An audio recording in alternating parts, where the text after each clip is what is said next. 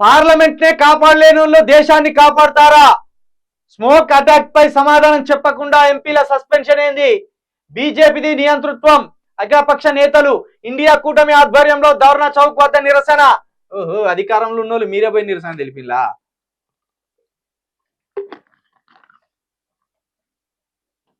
దేశ రక్షణను ప్రధాని గాలికి వదిలేశారు. డిప్యూటీ సీఎం బట్టి విక్రమార్క లోక్సభ ఎన్నికల్లో బీజేపీ పునాదులు కలుతాయి. పొన్నం ప్రభాకర్ నియంత కేసీఆర్ కు బుద్ధి చెప్పినట్టే బీజేపీకి చెప్పాలి. శ్రీధర్ బాబు పార్లమెంట్ పై అటాక్, అంబేద్కర్ పై దాడే, కూనంనేని ఎంపీల సస్పెన్షన్ దారుణం. కోదండరాం అందరు మిత్రపక్షాలు వచ్చి వీళ్ళే ఈ సభ పెట్టుకొని ఇంతకు ముందు 2017లో ఇదే సభ దగ్గర కూర్చున్నప్పుడు మేము కూడా మద్దతు పలికినాం. వీళ్ళంతా సీతక్క ఈయన వీళ్ళంతా నిరాహార దీక్ష పట్టింది ధర్మసభ దగ్గరనే, అప్పుడు కేసీఆర్ విధి విధానాల పైన. ఇప్పుడు మోడీకి కూడా బుద్ధి చెప్పుతాం. దేశాన్ని కాపాడలేనోళ్ళు వాళ్ళేమో దేశాన్ని కాపాడలేనోళ్ళు, మీరేమో దేశాన్ని ముంచేటోళ్ళు. ఇద్దరికిద్దరు సరిపోయిన మీరు. వాళ్ళేమో దేశాన్ని కాపాడలేరు. నిజమే, బీజేపీ దేశాన్ని కాపాడలేదు. అవసరమైతే దేశంలో ఉన్నోళ్ళనే చంపుకుంటే ప్రయత్నం చేస్తుంది. దేశంలో ఉన్నోళ్ళ మీదనే, దేశంలో ఉన్నోళ్ళతోటి దాడులు చేపించి దేశాన్ని లొలి పెట్టుకుంటా వాళ్ళు కొట్టుకునే సచ్చేటట్టు పని చేస్తుంది. ఇక మీరేం చేస్తారు? దేశాన్ని ముంచుతారు. మీరు దేశాన్ని ముంచుతారు, వారు దేశాన్ని చంపుతారు. ఇద్దరికిద్దరు సరిపోయిన మీరు.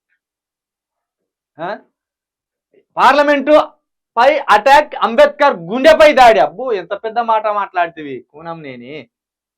అంబేద్కర్ని ఒడగొట్టింది ఎవరు మరి? కాంగ్రెస్ పార్టీ కాదా? అంబేద్కర్ మనోవేదన చెంది ఇంకొక 10 సంవత్సరాలు బతికెట్టోడు మనోవేదనతో చచ్చిపెట్టాడు చేసింది ఎవరు? కాంగ్రెస్ కాదా? ఆయన న్యాయశాఖ మంత్రిగా ఉండి హిందుత్వ బిల్లు పెడితే ఆమోదించకుండా ఆ హిందుత్వ బిల్లుని కొట్టిపడేసింది ఎవడు? కాంగ్రెస్ కాదా? మరి అప్పుడు కాంగ్రెస్ గుండె మీద మీరు ఒడిసినట్టు కాదా?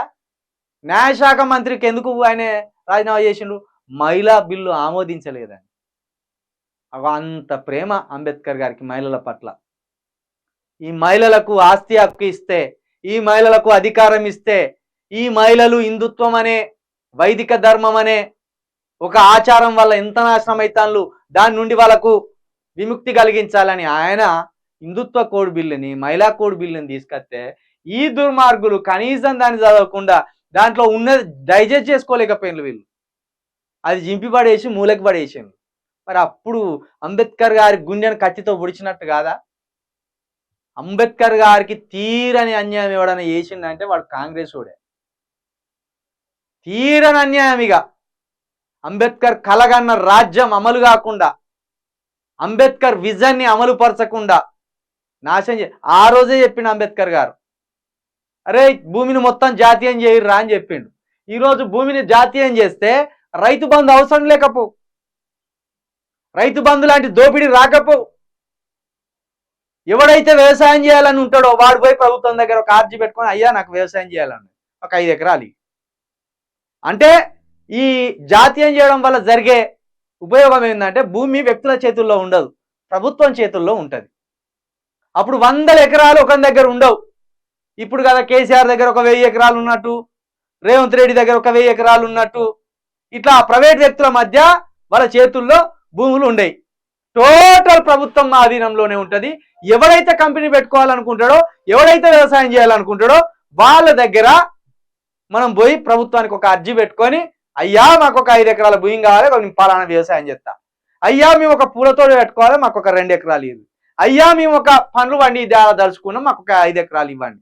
అప్పుడు వెళ్తాయి. ఇప్పుడు కేసీఆర్ ఏ నాగలి బట్టి దున్నిండని కేసీఆర్ రైతు బంధు తీసుకుంటాడు. రేవంత్ రెడ్డి ఏ నాగలి పెట్టి దున్నిండని రేవంత్ రెడ్డి రైతు బంధు తీసుకుంటాడు. కేటీఆర్ ఏ నాగలి పెట్టి దున్నిండని, ఎక్కడ అరక కొట్టిండని కేటీఆర్ తీసుకుంటాడు. కవిత ఎక్కడ వ్యవసాయం చేసిందని రైతు బంధు తీసుకుంటుంది. బట్టి విక్రమార్క ఎక్కడ వ్యవసాయం చేసిందని రైతు బంధు తీసుకుంటాడు. పొన్నం ప్రభాకర్ ఎక్కడ వ్యవసాయం చేసిందని తీసుకుంటాడు రైతు బంధు. వీళ్ళంతా రైతుల రాజకీయ నాయకులని మనకు కూడా సోయి ఉన్నది. వీళ్ళు 24 గంటలు ఈ రాజకీయాలు చేస్తారని మనకు కూడా సోయి ఉన్నది. రైతు పేరు మీద రైతు బంధు తీసుకుంటారు వాళ్ళు. ఇది మనకు అన్యాయం కాదు. ఇలాంటిది జరగద్దని ఆ రోజు అంబేద్కర్ గారు భూమిని జాతీయం చేయండి రా అంటే చేయలే. ఈ కాంగ్రెస్ దుర్మార్గులు చేయకుండా ఆగం చేసింది.